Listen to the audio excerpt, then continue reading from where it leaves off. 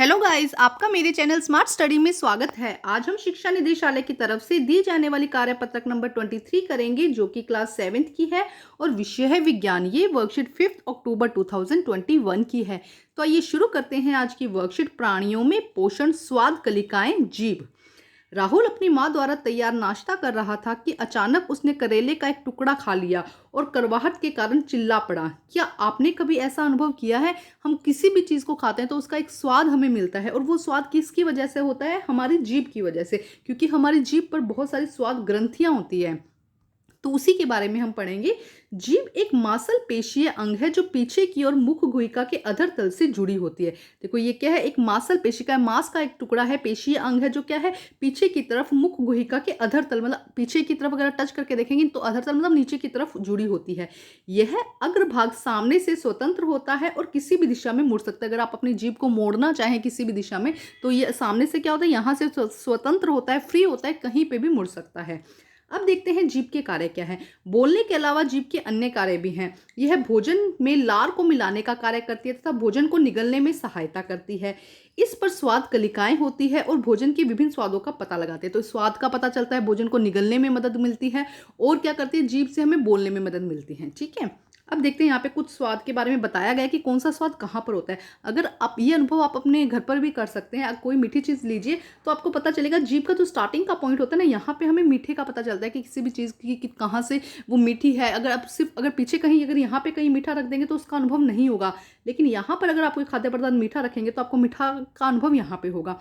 खट्टे का अनुभव आपको इस पार्ट से होता है। भोजन के अगर कुछ खटास है तो जब भोजन का वो टुकड़ा जो है यहाँ पर जाता है तब आपको खटास का अनुभव होता है। नमकीन का अनुभव आपको, देखो स्टार्टिंग का जो ये वाला पॉइंट है, यहाँ पर आपको किसी भी भोजन के नमकीन के बारे में पता चलता है। और कड़वा जब है, जब हम निगलते हैं उस समय हमें कड़वा लगता है, क्योंकि ये पीछे की तरफ होता है कड़वा वाला भाग ना। तो अगर कोई भी कड़वी चीज़ यहाँ जाती है तब हमें महसूस होता है कि वो कड़वा है। तो मीठा, खट्टा, नमकीन और कड़वे के बारे में हमने अलग अलग स्थान देखे। यहाँ पे जब वो भोज्य पदार्थ पहुँचता है तब हमें पता चलता है कि वो भोजन कैसा है। अब देखते हैं आगे, कुछ क्वेश्चन दिए गए हैं।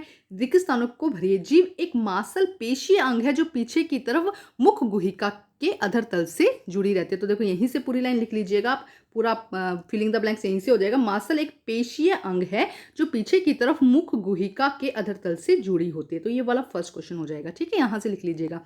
सेकेंड देखो क्या लिखा गया है, यहीं से देखते हैं हम। सेकेंड क्वेश्चन क्या है, जीभ के उन क्षेत्रों का नाम लिखिए जहां मीठा तथा कड़वा का स्वाद का पता चलता है। तो आप इसी तरह डायग्राम बनाएंगे उन क्षेत्रों का नाम, जैसे कि ये देखो, ये वाला भाग क्या होगा, जो आपका मीठा दिखाता है। ठीक है, उसके बाद कड़वे का स्थान कहाँ है, देखो कड़वे का स्थान पीछे की तरफ। तो यहाँ पे आप इस तरह से लिख सकते हैं कि आगे की तरफ क्या है, मीठा भाग दिखाता है, और पीछे की तरफ क्या दिखाता है, कड़वा। अगर इस तरह से लिखना है तो इस तरह से भी लिख सकते हैं, और अगर डायग्राम बना के थोड़ा सा कलर करके अलग दिखा देंगे तो ये भी अच्छा रहेगा।